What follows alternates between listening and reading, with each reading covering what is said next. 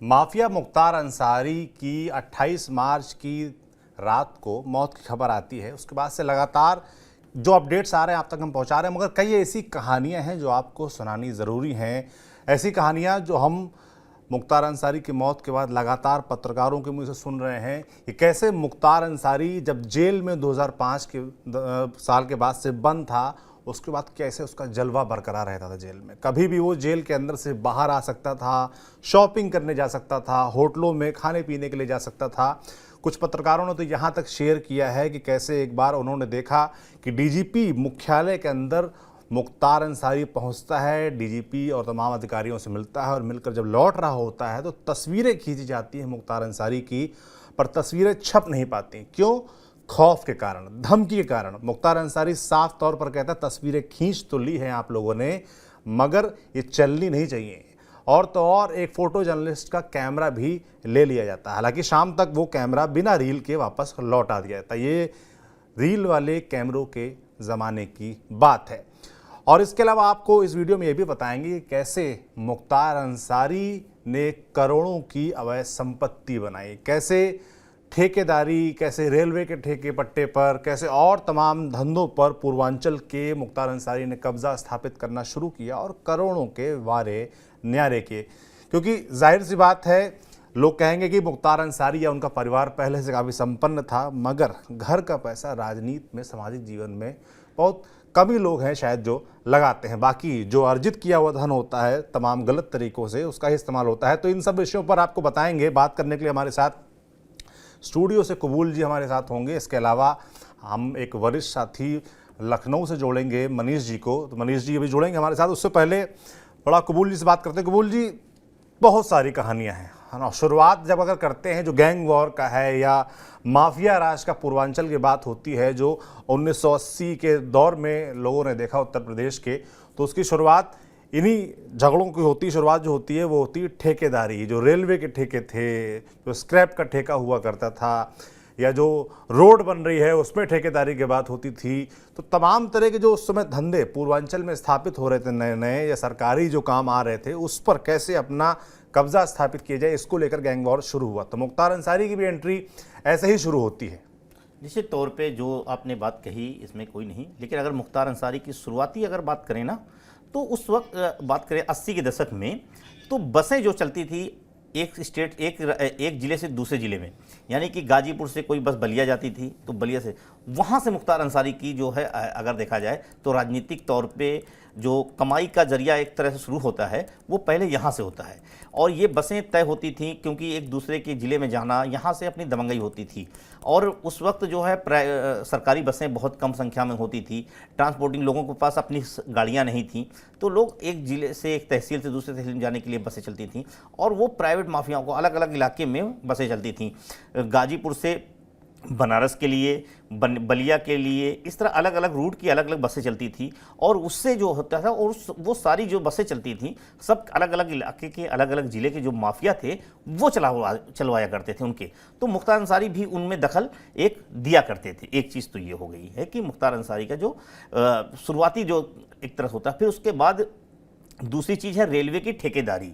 Railway में ख़ास तौर से स्क्रैप का जो काम है, स्क्रैप का काम बिना मुख्तार अंसारी के इजाज़त के किसी को नहीं मिलता था। एक बार जो कि रेलवे स्क्रैप के बहुत बड़े ठेकेदार लखनऊ के हुआ करते थे, अजीत सिंह, उन्नाव के रहने वाले थे, वो बड़ा, उन दोनों के बीच में एक बड़ा टकराव की स्थिति बनी। लेकिन दोनों के बीच सुलह समझौता का फार्मूला हो गया और दोनों मिलकर अलग अलग काम करते थे। वो बड़ा, अजीत सिंह भी बड़े माफिया हुआ करते थे और दोनों ने मिलके पूरे रेलवे का, खास तौर से लखनऊ से लेके वहाँ पूरे पूर्वांचल तक का जो पश्चिमी रेलवे का पूरा हिस्सा था, उस पर एक दबदबा इन दोनों का कायम था।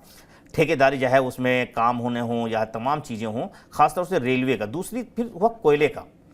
चंदौसी जो है कोयले की एक बड़ी वो माना जाता है, और कोयले की जो ठेकेदारी थी वहीं से मुख्तार अंसारी और शहाबुद्दीन के नेटवर्क दोस्ती का भी एक जरिया बना, दोनों के बीच संबंध भी बने। ये जो नेक्सस हुआ मुख्तार अंसारी ने किया, क्योंकि जो अवधेश राय, अजय राय के जो भाई थे, वो भी कोयले का काम किया करते थे। दोनों की जो अवधेश राय की जो हत्या हुई, उसमें हत्या के पीछे भी जो मुख्तार अंसारी ने करवाई, उसमें सीधे उनको सजा भी हुई है। वो यही उसके पीछे जो कारण था वो कोयले का कारण था। और आप कोयले के कारण आप देखेंगे जो इनकी लड़ाई है वो चुलबुल सिंह से हो या फिर ब्रजेश सिंह से हो, ब्रजेश सिंह से थोड़ा सा अदावत दूसरी तरह थी, लेकिन जो खास तौर से अवधेश जी से रही हो, अवधेश राय जी से, या इसके अलावा दूसरे और से, वो रेलवे की ठेकेदारी, क्योंकि उस समय रेलवे की जो बड़ी ठेकेदारी थी वो जो है हरिशंकर तिवारी करते थे। उनके जरिए इन लोगों ने देखा कि रेलवे की ठेकेदारी में पैसा बहुत ज़्यादा है, बहुत ज़्यादा कमाई है, तो वहाँ शुरू होता है। लेकिन मुख्तार अंसारी ने रेलवे के साथ साथ अलग तरीके से भी अपना साम्राज्य किया। उसमें एक बड़ा काम था मछली का कारोबार, क्योंकि मछली की बड़ी मंडी थी मऊ, और वहाँ जो मछलियाँ आया करती थी वो आया करती थी आंध्र प्रदेश से। तो इन लोगों ने, खासतौर से मुख्तार अंसारी ने देखा कि मछली के कारोबार में बहुत ज़्यादा फायदा है, और इन्होंने उस मछली के कारोबार को पे अपना आर्थिक पूरी तरह से पकड़ बनाने के लिए इन्होंने आंध्र प्रदेश की मार्केट को ही कब्जा कर लिया, और वहाँ से पूरे देश में एक तरह देखा जाए, चाहे वो बिहार हो या पश्चिम उत्तर पूर्वांचल का हिस्सा हो, ये तमाम जगह जो मछली जहाँ खाने का बहुत ज़्यादा चलन है, इन जगहों पे मछलियों की सप्लाई का जो पूरा काम था वो मुख्तार अंसारी खुद करते थे या उनके करीबी लोगों के द्वारा हुआ करती थी। इसके अलावा इनकी मछली का जो सप्लाई थी वो जो है ख़ासतौर से नेपाल, बैंकॉक, मतलब विदेश तक भी इनकी मछलियाँ कारोबार हुआ करता था, और ये बहुत ही अलग तरीके से काम हो रहा था, बहुत खामोशी के साथ हो रहा था ये कारोबार और कहा तो यहाँ तक जाता है कि हर रोज़ कम से कम 50 से 100 ट्रक मछलियों का जो है, इनकी मछलियां पूरे देश में सप्लाई हुआ करती थी। आप समझ सकते हैं कि एक ट्रक में मछलियों की में कितना पैसा लगता रहा होगा। कम से कम मेरे हिसाब से अगर मैं मानूं तो एक ट्रक में मछली में 7 से 8 लाख रुपए की मछलियां होती थी, क्योंकि मछलियों का रेट जो है कोई लिमिट नहीं है। 300-200 से मछली शुरू होता है, वो चला जाता है 1800-1900 रुपए किलो की मछली, 2000-2500 रुपए किलो की मछलियाँ होती हैं। और ऐसे में मछलियाँ वहाँ से आती थी, समुद्री मछलियाँ होती थी, और वो मछलियाँ को पूरी तरह से इनकी सप्लाई होती थी। उससे बहुत बड़ा मुख्तार अंसारी की जो कमाई का जरिया था, रेलवे वो तो था ही, लेकिन ये था जो बहुत कम लोग जानते हैं कि मछली के वो पूरी मार्केट, मऊ भी एक बड़ी मार्केट थी, क्योंकि पूर्वांचल का इलाका है, वहाँ मछली खाने का बहुत ज़्यादा चलन भी है, तो हर जगह वहाँ हिंदू हो या मुसलमान हो सब मछली खाते हैं। उस चीज़ को, नब्ज़ को पकड़ा, और ये खाने का जो शौक़ होता है वो हर आदमी, तो वो उसको मुख्तार अंसारी ने पूरी तरह से कैप्चर कर लिया। एक चीज़, घर से आर्थिक रूप से संपन्न थे, पैसा था, कारोबार में लगा सकते थे, लगाया उन्होंने, उसको पैसा कमाया। उसके बाद धीरे धीरे उन्होंने कैसे फिर रियल इस्टेट में कूद गए, फिर पंजाब, तमाम जगह उन्होंने इन्वेस्टमेंट किया। इसीलिए बहुत बड़ी संख्या में मुख्तार अंसारी जेल में भले ही बंद रहे, लेकिन इनका जो आर्थिक साम्राज्य था वो दिन दूनी रात चौगुनी बढ़ता रहा। लखनऊ के अंदर जो प्रॉपर्टी का काम था उसमें मुख्तार अंसारी के बहुत सारी ज़मीनें खरीदना, कब्जाना, या जो धमका के जो विवादित ज़मीनें लखनऊ में हुआ करती थीं, खासतौर से प्राइम लोकेशन पे, उन ज़मीनों को पे मुख्तार अंसारी ले लेना। जब मुख्तार अंसारी ले लेना तो दूसरा की वो अपने आप छोड़ के भाग जाता था, इनका इतना डर हुआ करता था। तो ये बहुत बड़ा काम था मुख्तार, प्राइम लोकेशन पे लखनऊ के अंदर ज़मीनें। अभी आपने सुना होगा लखनऊ में कई जगह पे इनकी प्रॉपर्टी अवैध रूप से बनी हुई थी, उसको तोड़ा गया, वहाँ पे दूसरे को बनाया गया। तो मुझे लगता है जो मुख्तार अंसारी की कमाई था वो कोई एक जगह कमाई का लिमिट नहीं थे कि खाली वो कोयले में। कई सारे धंधे गिना दिए, मछली का व्यापार हो, कोयले की बात हो, खनन से जुड़ा व्यापार हो, रेलवे स्क्रैप की बात हो, है ना। एक और चीज बहुत बड़ा, और जमीन, सबसे बड़ी बात जो प्रॉपर्टी और समय के साथ जब खास तौर से मोबाइल नेटवर्क आया, जो टावर लगे, टावर की जो देख रेख थी, कंपनियों के टावर की देख रेख का जो काम है, उसमें तेल की सप्लाई का, वो बहुत बड़ा काम मुख्तार अंसारी के कब्जे में रहा है। खास तौर से तमाम इनके जो गुर्गे थे या वो लोग थे वो उसको करते थे। वो एक ऐसा था कि वहाँ पे एक मोटी रकम होती थी, तेल की सप्लाई कुछ जाती थी, कुछ बताया था, बड़ी कमाई का एक जरिया था अवैध रूप से। तो वो बहुत बड़ा नेटवर्क था। और इसके अलावा मुंबई में भी इन्होंने एक तरह देखा जाए तो कब्जा किया था, क्योंकि मुंबई से तेल, गुजरात की तमाम जो टावर थे, गुजरात में टावर पे पूरी तरह से मुख्तार अंसारी का कब्जा हो गया था गुजरात के अंदर। और इनके लोग जो थे, क्योंकि मुख्तार अंसारी चेहरा नहीं, पीछे से मुख्तार अंसारी का हाथ होता था, चेहरा कोई और होता था। तो मुख्तार अंसारी ने कोई अपने कारोबार को किसी एक चेहरे के साथ, किसी एक फेस के साथ आगे नहीं रखा, उसको अलग अलग विकेंद्रीकरण कर दिया, किसी एक केंद्र में नहीं रखा, और हर उसके पीछे अपना हाथ था। इसीलिए जब उत्तर प्रदेश सरकार ने उन पर नकेल कसना शुरू किया, जो तमाम चीज़ें थी उन पर अवैध रूप से संपत्तियां दिखाई गई, क्योंकि कोई मुख्तार अंसारी ने डायरेक्ट रूप से नहीं कमाया था। इसीलिए जो है ज़मीनों के मामला हो या घरों के मामले हों, तमाम इनकी प्रॉपर्टियां नष्ट की गई, कई फैक्ट्रियां इनकी तोड़ी गई, लखनऊ में इनकी प्रॉपर्टी पे बुलडोजर चला। तो वो सारी चीज़ें जो रही हैं वो इसी तरह की थी। पंजाब में इनका रियल इस्टेट का बहुत बड़ा कारोबार है रहा है, और इसीलिए जब पंजाब में थे तो पंजाब की जेल में जो रोपण का किस्सा है वो बहुत रसूख का माना जाता है। तो माना जाता है कि मुख्तार अंसारी ने जो कमाई का जरिया किया किसी एक कारोबार से नहीं, अलग अलग कारोबार से किया, और पूरे देश और दुनिया में उन्होंने कारोबार फैला रखा था। बिल्कुल, तो कई तरह के कारोबार थे, और जाहिर सी बात है कि राजनीतिक शह तो थी ही, तभी इतना बड़ा साम्राज्य स्थापित किया जा सकता था। और जब मैं जेल के किस्सों की बात करता हूं तो 2005 के बाद से आप देखिए, चाहे वो समाजवादी पार्टी की सरकार रही हो या बीएसपी की सरकार रही हो, उनका जेल से बाहर आना, लखनऊ की सड़कों पर घूमना, होटलों में जाना, रेस्टोरेंट में खाना खाने जाना या शॉपिंग करने चले जाना मॉल, ये बड़ा आम सा था। लोगों को वो अक्सर ऐसे करते दिख जाते थे। ऐसा ही एक किस्सा और एक पत्रकार दिल्ली के हैं, उन्होंने अपने एक वीडियो में सुनाया, मैंने हाल में सुना, जिसमें वो बताते हैं कि वो डीजीपी मुख्यालय लखनऊ के गए हुए थे, गए किसी और खबर के लिए थे, मगर अचानक से उन्होंने एकदम एक लंबा चौड़ा आदमी, रौबदार मूछें, काला चश्मा पहने देखा। तो क्योंकि वो क्राइम से जुड़े रिपोर्टर थे तो उनको जाहिर सी बात है वो पहचान गए कि ये मुख्तार अंसारी है क्या। उन्होंने करीब जाके देखा तो क्योंकि क्राइम के सिलसिले में पहले भी मुलाकात उनकी मुख्तार से हो रखी थी, तो मुख्तार भी उनको पहचान गया, नमस्कार हुई। तो उन्होंने कहा कि आए तो वो दूसरी स्टोरी के लिए थे, मगर मुख्तार क्योंकि उस वक्त जेल में बंद थे और जेल से ऐसे अचानक से डीजीपी ऑफिस पहुंच जाना कोई आम बात नहीं थी। तो उन्होंने तय किया कि रुक कर देखते हैं, लौट के जब आएंगे तो उसकी तस्वीरें और खींच ली जाएंगी, ये वीडियो बना लिया जाएगा, ये इंटरव्यू लेने का प्रयास किया जाएगा। तो मुलाकात के बाद जब मुख्तार अंसारी बाहर आते हैं तो उनके जो वीडियोग्राफर होते हैं वो वीडियो रिकॉर्ड करना शुरू करते हैं। बताते हैं मुख्तार और करीब आता है और कहता है कि ठीक से शूट कर लो। सब 5 मिनट 10 मिनट का पूरा वीडियो बनता है, और वीडियो जैसे ही बंद होता है वैसे ही मुख्तार उन रिपोर्टर से कहते हैं कि वीडियो रिकॉर्ड तो कर लिया है पर इसको चलाना मत। इसके बाद मुख्तार अपनी गाड़ी में बैठते हैं, उनका गुर्गा वापस से फिर से रिपोर्टर के पास आता है, कहता है कि साहब ने जो कहा है उसको ध्यान से सुनिएगा, हल्के में मत लीजिएगा, ऐसा कह के वो चला जाता है। तो वापस जब वो लखनऊ ब्यूरो अपने ऑफिस जाते हैं और इस बात की चर्चा करते तो उनको पता चलता है कि जो ब्यूरो चीफ थे उसको पहले ही मुख्तार अंसारी का फ़ोन आ चुका था, और इस बारे में वहाँ भी धमकी पहुँच चुकी थी कि ऐसा कोई रिस्क मत लीजिएगा इसको चलाने का। यहाँ यहीं तक नहीं, दिल्ली तक फ़ोन जा चुका था कि ये नहीं चलना चाहिए। वापस जब दिल्ली रिपोर्टर पहुँचते हैं तो तुरंत तो वो खबर नहीं चलाई जाती है, हालांकि 8-10 दिन बाद ये खबर चलाई जाती है, जिसके बाद फिर से फ़ोन आता है कि आप माने नहीं जो हमने आपसे कहा था। हालांकि बाद में ऐसी कोई घटना हुई नहीं, मगर देखिए खौफ का माहौल कैसा था कि अगर वो खौफ में आ जाते सौरभ भाई तो ना चलाते। मनीष जी मुझे लगता है हमारे साथ, कुबल जी मैं आपको रोकूंगा, वो जुड़ने वाले हैं, उनसे बात करेंगे। आप क्या कह रहे हैं? सौरभ भाई, ये मामला जो हुआ उस वक्त मैं लखनऊ में ही एक अखबार में भी था जी, और मैं क्योंकि इस कहानी की आप जिक्र कर रहे हैं तो उस वक्त की कहानी है, ये मामला 2007-8 का जी 7-8 का है। और मुख्तार अंसारी उस वक्त तक लखनऊ की जेल में शिफ्ट हो चुके थे, जी। और पहले ये मऊ में, गाजीपुर में थे, गाजीपुर से मऊ वाले उसमें मामले में जेल में होते हैं, उसके बाद ये शिफ्ट कर दिए जाते हैं। और उस वक्त उत्तर प्रदेश में जो सरकार होती है वो मुझे लगता है चुनाव से पहले की है, 2007 के चुनाव से ठीक पहले का मामला है ये।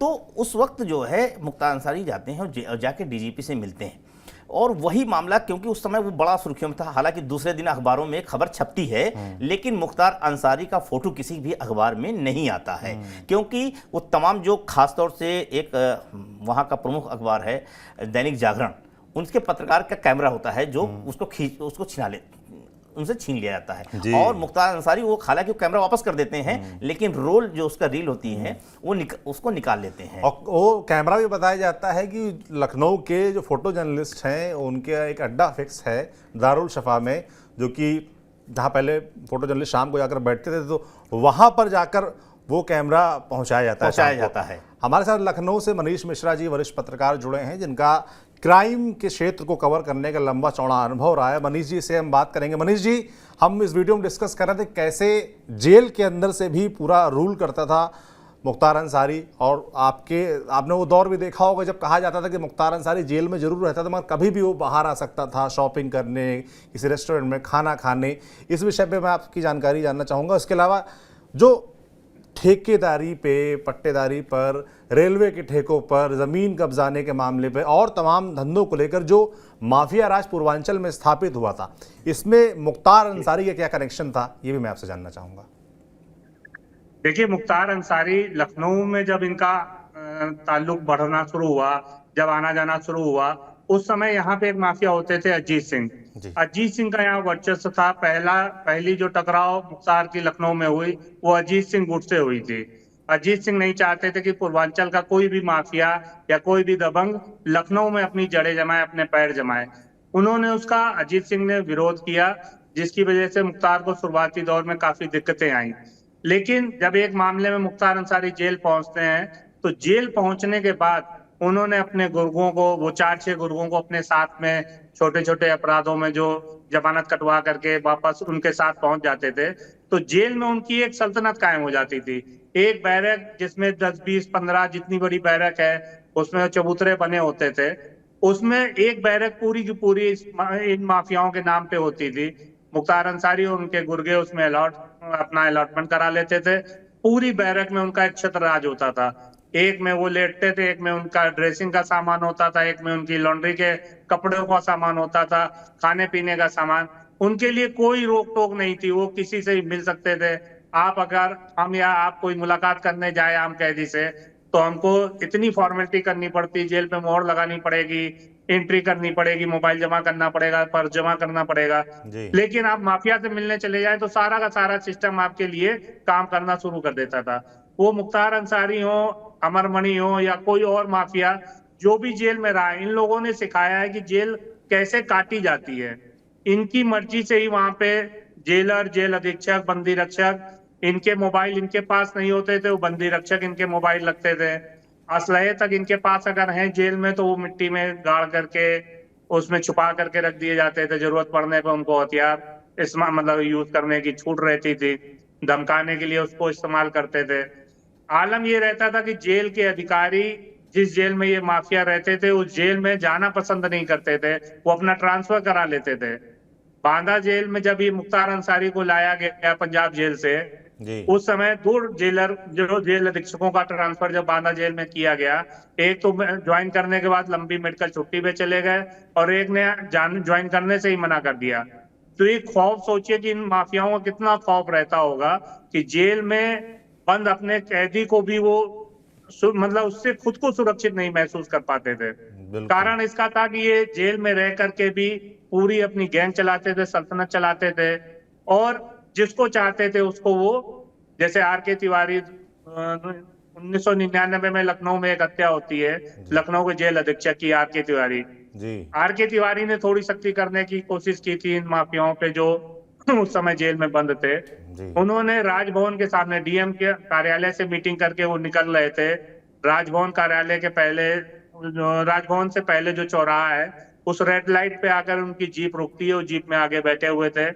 बाइक से 2 सवार पीछे से आते हैं, उनके साइड पे आकर के गोली चलाते हैं और फिर यू टर्न लेकर हजरतगंज चौराहे की तरफ भाग जाते हैं। इस मामले में 25-30 लोगों को अभियुक्त बनाया गया। मुख्तार का भी नाम आया, कई और लोगों के नाम आए, सारे लोग उसमें गए। लेकिन एक खौफ कि अधिकारी उनसे खौफ पाने लगे थे माफियाओं से कि जेल में रह करके भी अपनी मर्जी से कुछ भी कर सकते हैं। चाहे वो जेल अधीक्षक हो, उनको मरवा सकते हैं, जेलर हो, उनको मरवा सकते हैं। जिस मुकदमे में इनको 2021 में पहली बार, 2022 में 21 सितंबर 2022 में मुख्तार को पहली सजा हुई है। कितना लंबा चौड़ा आपराधिक इतिहास मुख्तार का है, हम सब जानते हैं। आपराधिक इतिहास हम सबके सामने है। एक मुकदमे में सजा हुई है 21 सितंबर 2022 को। मतलब इतने सालों से जितने मुकदमे दर्ज हुए, सब के सब हॉस्टाइल, गवाह हॉस्टाइल हो गए या साक्ष्यों के अभाव में वो बरी हो गए कोर्ट से। आप सोचिए ऐसे माफिया का क्या खौफ रहा होगा। बिल्कुल बिल्कुल, ये तो आपने जेल के अंदर की कहानी और एक ऐसा एग्जाम्पल सेट कर देना, एक अधिकारी को ही मार देना, ताकि और जो अधिकारी हैं जब वो उनके अंदर में जाएं तो वो कैसे खौफ में रहें, कोई रिस्क ना लें। इसलिए एक बड़ा एग्जाम्पल सेट कर दिया गया था। और आपने बताया कि खौफ का माहौल, खौफ का आलम ये था कि पहली बार सजा 2022 में होती है आके। जी, लखनऊ जेल के ही जेलर एस.के. अवस्थी, जिनके मुकदमे में इनको सजा हुई है 21 सितंबर 2022 को, उस सज्जन ने 2003 में कुछ मुलाकाती आए मुख्तार से मिलने, उन्होंने उसको रोका, उसकी तलाशी लेने की कोशिश की। मुख्तार अपने बैरक से निकल करके आए, अपने एक गुर्गे से असला लेकर के उनको धमकाया और फिर ये कहा कि तुम बाहर निकलो, तुमको देखता हूँ कैसे तुम जेलरी कर पाओगे यहाँ पे। वो इतना खौफजदा थे, उसके बावजूद उन्होंने कहा कि हम मुकदमा लिखाएंगे ऐसे माफिया के खिलाफ, इसको सबक मिलना चाहिए। आला अधिकारी उनको समझाने में लगे थे कि नहीं, ये बड़े माफिया, उनसे पंगा लेना ठीक नहीं है, उनको हॉस्टाइल करते रहे, लेकिन बावजूद उसके उन्होंने मुकदमा आलमबाग थाने में दर्ज करवाया। हालांकि वो मुकदमा उनके रिटायरमेंट के बाद उन्होंने अपनी गवाही से मुकरे और वो मुकदमा छूट गया, क्योंकि उसमें जो पैरवी कर रहे थे सरकारी वकील थे, वो सब मतलब सरकार का एक पार्ट होते हैं जो सरकारी वकील भी है, वो जब पैरवी ना करें, गलत साक्ष्य प्रस्तुत करें, तो निश्चित रूप से केस को छूट जाना है। ऐसे में गवाह का हॉस्टाइल हो जाना, इस तरह से उनका वो केस छूट गया था। लेकिन 2020-21 में योगी सरकार आने के बाद उस मुकदमे को दोबारा उसकी इन्वेस्टिगेशन शुरू कराई गई। सुप्रीम कोर्ट का एक ऑर्डर है कि अगर गवाह ने पहले बयान दिया है, बाद में हॉस्टाइल हो जाता है, तो उसको ये नहीं माना जाएगा कि घटना ही नहीं हुई, घटना झूठी थी या साक्ष्य नहीं है, उस गवाही को भी एविडेंस के रूप में माना जाएगा। इसी को आधार बनाते हुए एसके अवस्थी के जेलर वाले मुकदमे में, धमकाने के मुकदमे में ही 7 साल कठोर कारावास और 35,000 या 50,000 का जुर्माना हुआ था 21 सितंबर 2022 को। उसके बाद से 3-4 मुकदमों में और सजा हुई है, अंतिम सजा अभी 13 मार्च को हुई है। लेकिन आप ये सोचिए कि 20 साल, 25 साल, 30 साल से जिस आपराधिक उसका जो बैकग्राउंड है, 5 बार का विधायक, इसमें से 3 बार वो जेल में रहते हुए जीत गया। किसी भी पार्टी से उसको टिकट मिले ना मिले, हर आदमी, हर पार्टी ललायत रहती थी कि हमारी पार्टी में आ जाओ, हमारी पार्टी से टिकट से चुनाव लड़ जाओ। उसने 2 बार तो रिजेक्ट किया, 2 बार स्वतंत्र मतलब इंडिपेंडेंट कैंडिडेट के रूप में वो चुनाव लड़ा, 2002 का भी और 2007 का भी। 2012 में उसने अपनी पार्टी बना ली, कौमी एकता दल, उससे वो चुनाव लड़ा, उससे वो जीत गया, चाहे वो समाजवादी पार्टी मैं रही हो, चाहे आपसे बात जानना चाहता हूं, क्योंकि आपने लगातार क्राइम रिपोर्टिंग की है और इस तरह के माफियाओं को कवर किया है, तो पत्रकार के नाते क्या किस तरह के चैलेंजेस रहते थे? क्योंकि हमने देखा कि एक आध पत्रकारों ने अपना किस्सा शेयर किया कि डीजीपी मुख्यालय वो गए थे मुख्तार, तो उन्होंने तस्वीर खींच ली तो कैमरा छीन लिया गया, धमकियां दी गई कि ये वीडियो चलना नहीं चाहिए, फोटो छपनी नहीं चाहिए, तो क्या इस तरह के दबाव का सामना करना पड़ता था? देखिए, मेरे को तो खैर ऐसी कोई दिक्कत नहीं आई। मैंने सारे माफियाओं के खिलाफ, यूपी के जितने माफिया हैं लगभग सबके खिलाफ खबर लिखी होगी। आप अगर निष्पक्ष रूप से खबर लिखिए, आमतौर पे कुछ घटनाएं होती हैं, मैं नहीं कहता हूं कि नहीं होती हैं, आमतौर पे माफिया पत्रकारों से या मीडिया से नहीं उलझते हैं। उनको मालूम हो जाता है कि वो उसका उनको ज्यादा नुकसान होगा। मुख्तार अंसारी से जुड़ी एक घटना का जिक्र मैं करना चाहूंगा। 2001 या 2 की घटना थी, जब कृष्णानंद राय जिंदा थे और विधायक बन गए। 2002 में शायद वो जीते थे, उसके बाद की वो घटना थी। कृष्णानंद राय और मुख्तार अंसारी की अदावत किसी से छुपी नहीं है, हर आदमी जानता था, और उनका आमने सामने गुजरना भी अपने आप में चैलेंजेस रहते थे। 2002 की घटना है जब कृष्णानंद राय अपने काफिले के साथ लखनऊ से और गाजीपुर के लिए जा रहे थे, और गाजीपुर मऊ से मुख्तार अंसारी अपने परिवार और काफिले के साथ लखनऊ की ओर आ रहे थे। कैंट इलाके में, लखनऊ के कैंट इलाके में दोनों गुटों का काफिला आमने सामने आता है और फायरिंग शुरू हो जाती है। दोनों एक दूसरे पे आरोप लगाते हैं कि फायरिंग उन्होंने शुरू की, फायरिंग इन्होंने शुरू की। कैंट थाने में उस समय 307 का मुकदमा ही दर्ज होता है। वो खैर घटना अलग हो गई। मुख्तार अंसारी के खौफ या उसके जलवे का एक उदाहरण उस घटना में देखने को मिला। मुख्तार अंसारी अपनी पत्नी के साथ जिस गाड़ी में मौजूद था, उस गाड़ी का नंबर था UP 32 BA 0786। 786 नंबर मुख्तार के लिए पेटेंट रहता था। लखनऊ RTO, गाजीपुर, मऊ, बनारस, बहुत सारे यूपी के ऐसे RTO जो मुख्तार अंसारी से पूछने के बाद वो नंबर अलॉट करते थे। अब तो वो मतलब पे वाला सिस्टम हो गया कि आप 10,000, 5,000, 50,000, 1 लाख रुपए लगाइए, उसके बाद आप बोली लगाएंगे। उस समय मुख्तार अंसारी के कहने पर ही वो 786 नंबर अलॉट होता था। लखनऊ में सीरीज चल रही थी AZ, BA सीरीज आने वाली थी, लेकिन मुख्तार को ये मालूम था कि RTO तो अपने पिताजी का है, अपना साम्राज्य चलता है वहां पे। तो BA सीरीज जो आई नहीं थी, उसका नंबर उनकी गाड़ी में पड़ा था, जिसपे उनको बाद में मुकदमा और सफाई भी देनी पड़ी। लेकिन ये उनके खौफ का आलम था कि जो सीरीज आई नहीं, बगैर आरटीओ से पूछे, बगैर रजिस्ट्रेशन कराए वो गाड़ी पे नंबर लगा के चलते थे। लखनऊ में किसी को अगर 786 नंबर चाहिए होता था तो आरटीओ फोन करके पूछता था। मेरे ही एक मित्र हैं जो इस समय समाजवादी पार्टी से लखनऊ से ही विधायक हैं, जी उनको एक गाड़ी लेनी, मुस्लिम है वो भी, उनको गाड़ी लेनी थी, वो आरटीओ गए, उन्होंने कहा कि मेरे को नंबर चाहिए 786, वो मुख्तार के लोग लेने नहीं दे रहे हैं। तो मैंने आरटीओ से बात की, उन्होंने कहा कि मुख्तार जी से बात कर ली, अगर वो नहीं ले रहे होंगे तो ये नंबर दूसरे को अलॉट किया जाएगा। खौफ का आलम देखिए आप, सोचिए आप। बिल्कुल बिल्कुल, तमाम आप कहानियां सुनाई खौफ की। मैं थोड़ा सा ब्रजेश सिंह वर्सेस जो मुख्तार अंसारी का जो लगातार लंबा संघर्ष चला उसके बारे में आपसे जानना चाहूंगा, क्योंकि आपने लगातार इसको कवर किया होगा। पूरी तरीके से लड़ाई के संसाधनों पर कब्जे या जो ठेके होते थे, रेलवे के ठेके हों या और ज़मीन पे कब्जे की बात हो या इस तरह के और जो व्यापार थे, क्या इसकी शुरुआत इससे हुई या पूरा वर्चस्व की जो झगड़ा था वो संसाधनों, पैसों, करोड़ों का जो खेल था उसको लेकर था? देखिए 1985 के दौर से जब ये लोग, अपना गैंग इनका नहीं था, ये मखनू सिंह और साहिब सिंह के गैंग में के सदस्य हुआ करते थे। ब्रजेश और मुख्तार अलग अलग गैंग था, दोनों गुट आमने सामने टकराते थे।